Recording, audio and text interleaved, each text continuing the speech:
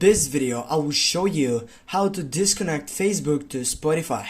Firstly, you need to open up your Facebook setup and then go to the three dots on your right upper side, scroll right down, go for settings, and when you get there, you're gonna find out many different options right over here in which you need to choose the right one.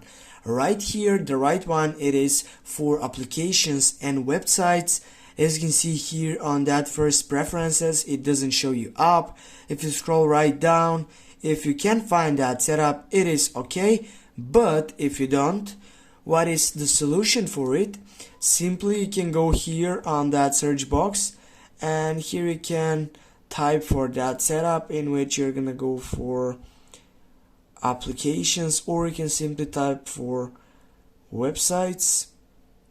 Yeah, go for applications and websites, and then here it will shows up the main point for this video.